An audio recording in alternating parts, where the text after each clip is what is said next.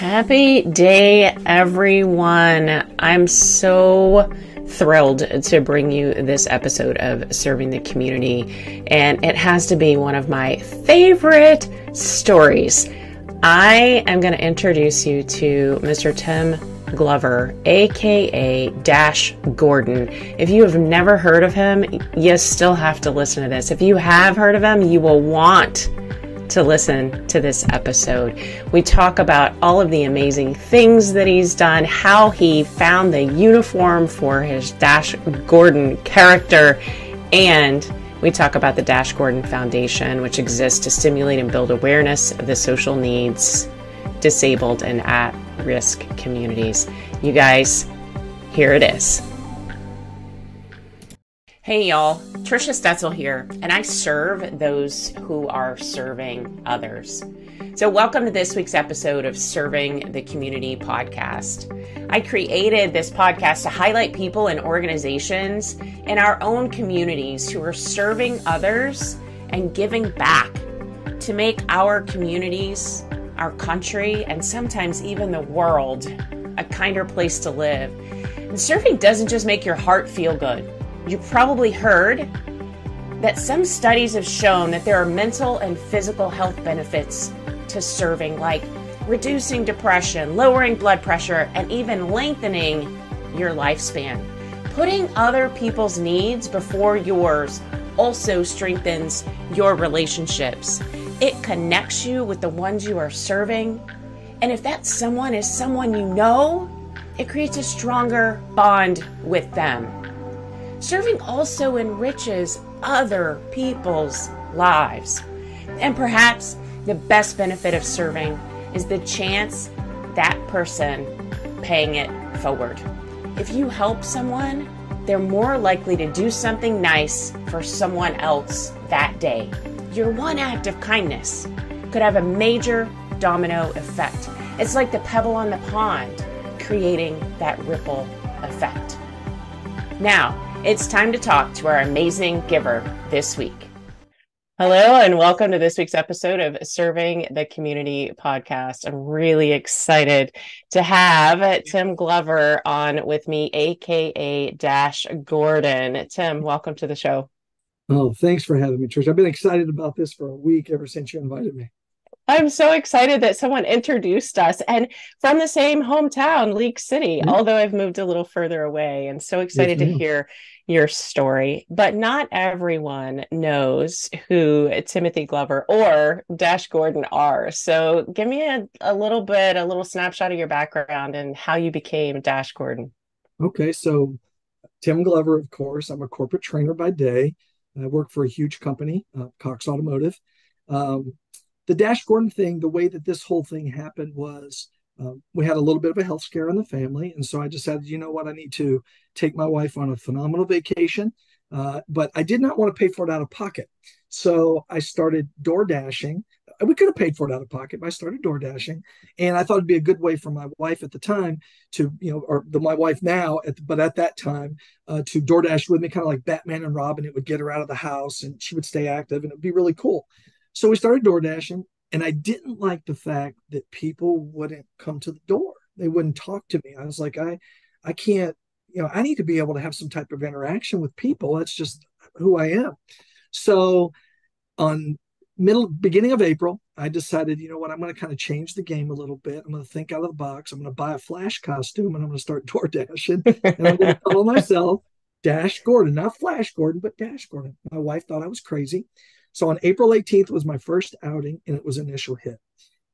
And people started posting sightings of me everywhere as they saw me at restaurants, dropping off deliveries. And what was really cool is I would always take like a selfie and I would send it to the customer, and every customer would come to the door to meet me. Well, how it grew is a young lady put a little note in like Talk of League City Facebook group or whatever, and she was just saying how she needed some help. She's raising a 2-year-old and she was struggling. And people were like, go to your church, do this, do that. So I thought of it for a second. I said, you know what? Dash Gordon to the rescue is what I posted. Put the costume on. I started knocking on doors and told people I'm Dash Gordon and this is what I'm doing. And they started, I started raising money. And once I raised what I needed, I went to the store, got her diapers, wipes, everything she needed. I drove to Texas City, dropped it off, got to meet Tay and her son, and gave her some extra money to get her through the next 2 weeks. The city of League City got wind of it. And when they did a documentary about me. And they loved everything that was going on. So they rode around with me for a couple of days. And once that went on to social media, it went viral. And then all of these organizations, foster care services, domestic violence and abuse centers, anti-human trafficking, veterans organizations started reaching out and were like, hey, can you come put smiles on people's faces? We would love for this. And so I did. And I just started showing up. And at that point, then the news got wind of it. And, Channel 13 News, Rita Garcia, they jumped out and said, look, we got to do a story on you. Then Channel 11 had to do a story about me. And I just kept on and kept on and kept on. Well, in November of last year, I was sitting in my office. It was still not a foundation, and I was still just being Dash Gordon, running around acting crazy. And I saw a video of special needs individuals in a gym, as we always, eating pizza, listening to music. So I went into the kitchen and I asked my wife, I said, hey, what can we do that's different? She said, do a winter formal. That's 3 weeks before Christmas. I said, I don't know if I can pull this off. She says, Tim, you're Dash Gordon. You can do anything. So I called a venue. They said yes. The next day we posted the RSVP for the winter formal. It filled up in 5 hours. Nobody even knew me yet. And then on December 18th of last year was the first winter formal for Dash Gordon. It was a huge hit. ACU Credit Union reached out, said, we would love to support you. Are you a foundation? We're like, no. And so my partner and I, Ben, decided to partner together, create the Dash Gordon Foundation. And then this year, February of this year, we sat with ACU's attorney, and he helped us with our 501c3, and it only took 10 days. And we were a full 5 in 10 days. And before that, I was on Michael Berry and Cosplay in America and the Houston Chronicle and all this media. It was crazy. It was crazy. And I was like, man, what are we doing here? And it's blown up ever since then. And it's one of the fastest growing foundations right now around. And it's unbelievable how it's growing. It's amazing. You are a true superhero, by the way, just taking care of people because it feels good. And I think that shows character, Tim, about you and what you're doing for the community. So the foundation is called the Gordon Foundation.org, by the way, for those of you who are looking for it. And if you just Google Tim and Dash Gordon, you're going to find those news clips that he was talking about. And I want you to tell people how long this Dash Gordon thing has been going on, because there are so many things that have happened. And you didn't give us a date. You gave us a month and a day, but you didn't give us a year. So how long has Dash Gordon been in existence? So Dash Gordon started DoorDashing April 18th of 2022. I DoorDashed for 5 weeks as Dash Gordon. And then I had to back off because of the demand for Dash Gordon, which I had no idea was even going to happen. And know this, it's all of the publicity, all of the organizations that we've worked for, all of the things that we've done. The wildest thing about all of this is I never called anybody. Mm-hmm.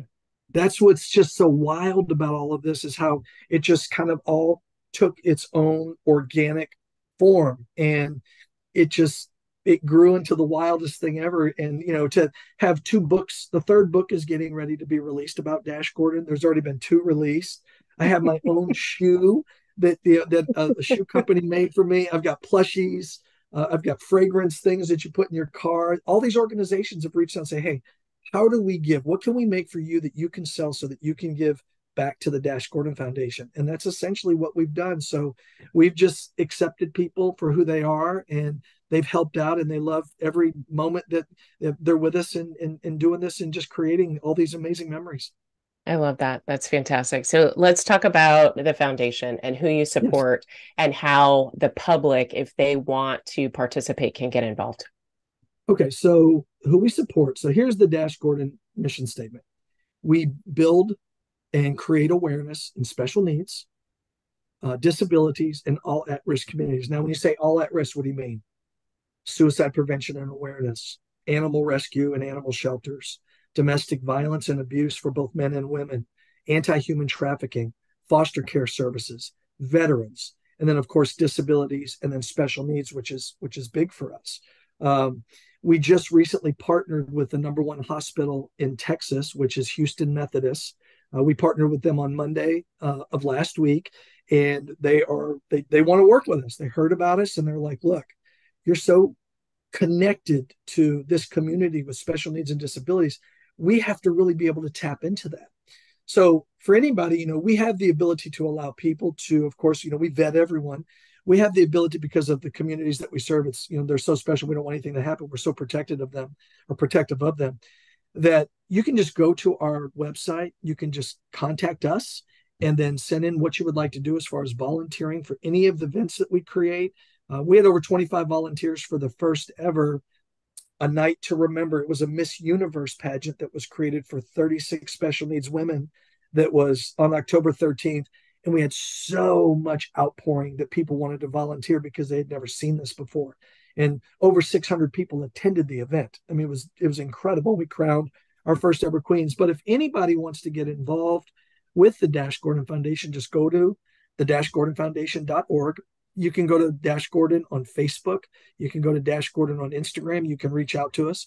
We'll put we'll put all your information in. And then, of course, we'll let you know when the events are coming up. I love it. That's fantastic. I want to touch because before we started recording, you talked about the Heroes Market that just happened. Tell me what happened at this market. It was phenomenal, just epic. It was. So May of this year, we did a small market, kind of like a test run. We wanted to see how the community would react if you created a farmer's market that just had special needs vendors.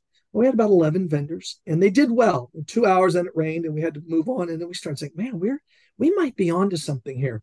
So one of my board members that holds the chair for the Heroes Market said, look, let me reach out to the Kima Boardwalk. We all know, owned by Tillman Fertitta, and they never usually allow anything like this to happen. They're very protective of their area. They love the concept. So a couple months before we promoted the Dash Gordon Heroes Market, they did it during Veterans Weekend, where they, honored veterans and first responders. And we were on the next part over, really basically almost on the boardwalk. Every vendor, with the exception of 3, were special needs or a disabled person that was manning their own booth, doing all of these amazing things: baking, jewelry, crafts, art, picture, I mean, it was unbelievable. The first day, we saw 23 vendors that were there. People were passing through like crazy. And the second day, we had 35. We saw over 5,000 people in 4 hours on Saturday, 4 hours on Friday. And now it's going to become a quarterly thing. The Heroes Market is going to become a big deal. We've already got additional vendors reaching out to expand this. Here's why we did it. These young adults, whether they have Down syndrome, whether they have autism, mindset-wise, they want to do everything that we do. So why isn't there an opportunity when you have a regular farmer's market where people can have their own business and sell their own products? Why can't special needs and people with disabilities do the same thing? Why has this not been created? I mean, are we really keeping them that so far under the rug that we're not going to allow them to showcase all of the amazing things they can do? Mm-hmm. So we decided to do that, and it was an incredible hit. I love it. And so when we got on, I said, hey, Tim, I tried to go onto the fall formal page and it wouldn't open. And so my response to that was it's because it's maxed out. We did it last year. This year we knew that it would be an epic event, and we were going out with a bang. And we want something really unique and beautiful and formal and intimate. We've got a beautiful venue for it. And so what we did is we've pumped the community up for a few weeks that it was coming. We announced a week ago, 6:30 on November 13th, you can RSVP. We put it up at 6:30, and an hour and 45 minutes later, we had to take it down because it was already at capacity. Amazing. So we now have a waiting list in case somebody does decide not to go. We do have a waiting list for that. So, we'll definitely keep them informed, but the community was waiting and waiting for this. We have an Aloha dance coming up Saturday. We teamed up with the city and with the League City Lions International. We teamed up with them, and it's an Aloha. We're going to have chicken kebabs and all this stuff. We're actually DJing the event, but we put another element of surprise in for the League City and for Hometown Heroes and for the special needs community. We hired a Hawaiian tribal group to come in, and they're going to do limbo, and they're going to do hula dances with all of the kids. They're going to pass out lays. No one knows they're coming. No one knows they're coming.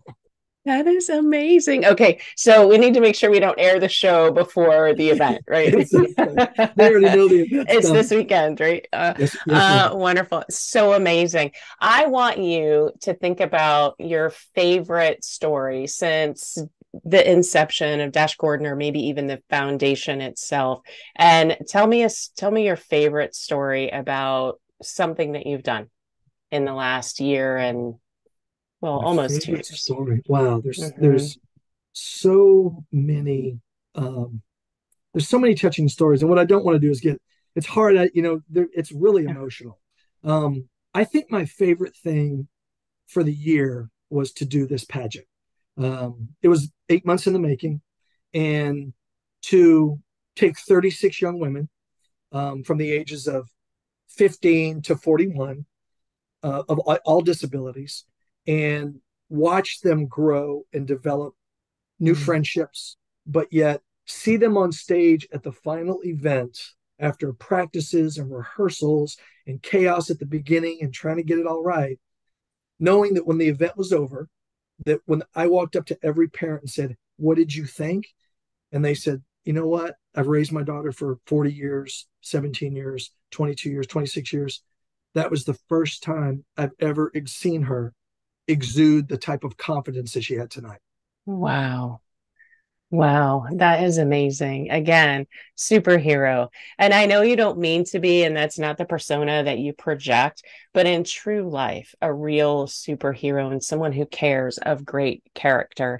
And I think character goes and rides alongside of trust. And I believe that trust is essential for the success and sustainability of any organization, whether it's for profit or a nonprofit organization. So I have a question for you, Tim, aka Dash Gordon. What do you believe are the key strategies and or practical steps that leaders can take to foster a culture of trust within their organization? I think the first thing is have a real mission. Have a well thought out mission. Mm, But I think the biggest thing that can be a character flaw of a lot of people is it's got to be genuine. yeah. They got to know because one thing I'm learning about the special needs community, they have a great gift of discernment. They can smoke it. They can find a fake quickly.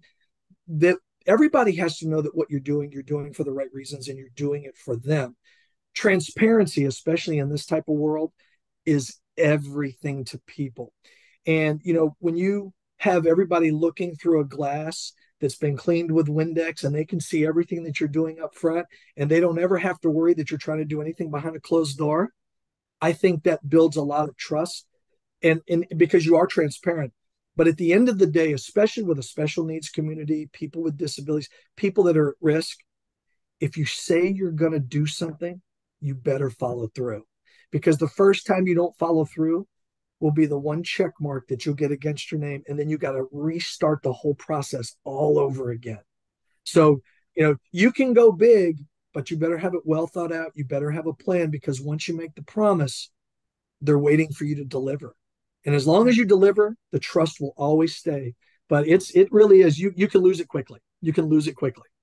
Yeah, probably lose it even faster than it takes to gain it, right? Because Yes. there's a lot of work around the consistency that you talked about and doing what you say you're going to do and being genuine and true and of good character.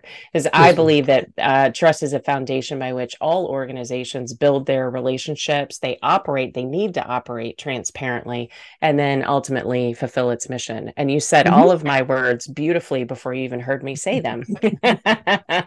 Well, we will, the community will know because we are a non for profit.